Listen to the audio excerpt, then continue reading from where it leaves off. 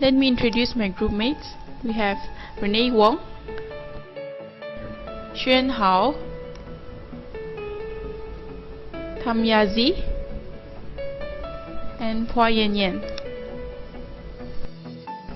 For our law assignment, the two countries that we have chosen to write about regarding the variances of employment law are China and Malaysia. Regarding the time of payment of wages, for Malaysia, it should not be later than the 7th day of the last day of any wage period. For China, it is depending on the agreement between the employer and the employee. According to Wages Council Act 1947, there is no national minimum wages. Whereas in China, it is depending on the districts, as every district has different minimum wages.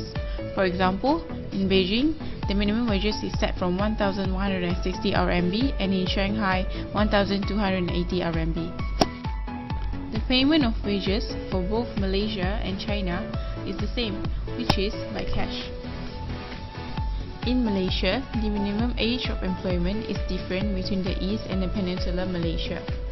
As for the Peninsular Malaysia, teenagers younger than the age of 14 years old are only allowed to work between 7 AM and 8 PM.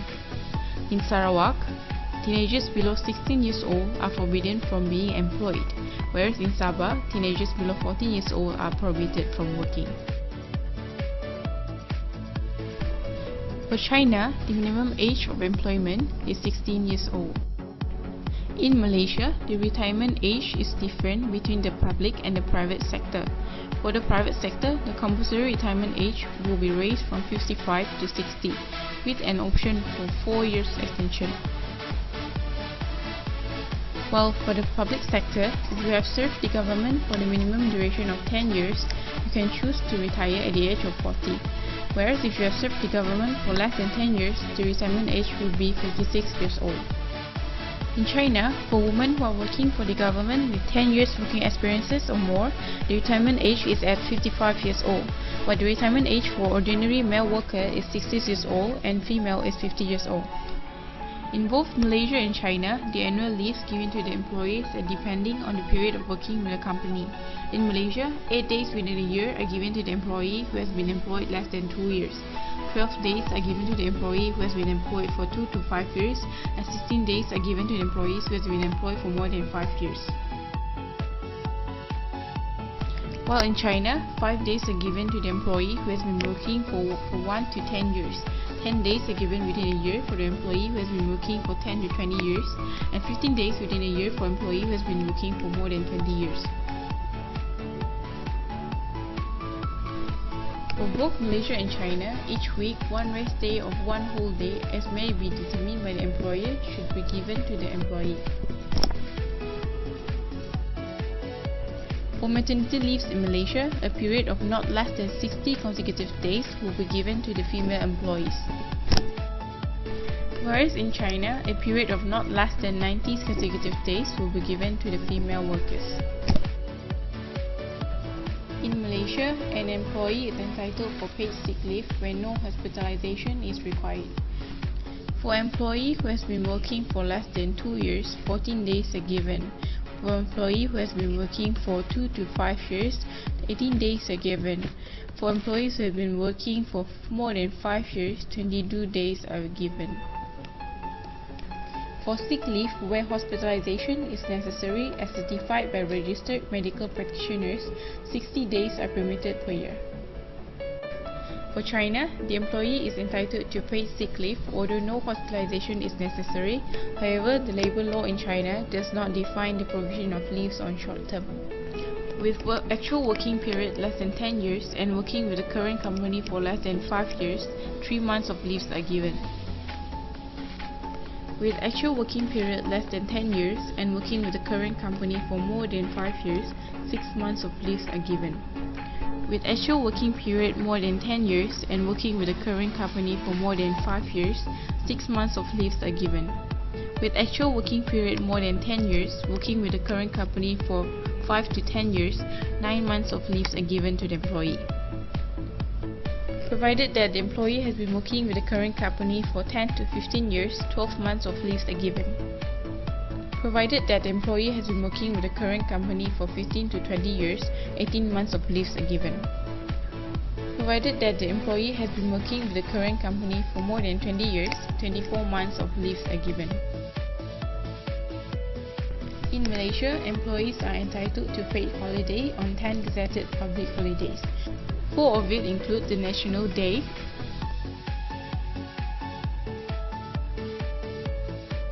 the birthday of Yang di-Pertuan Agong, the birthday of the ruler of the state, and Labor Day.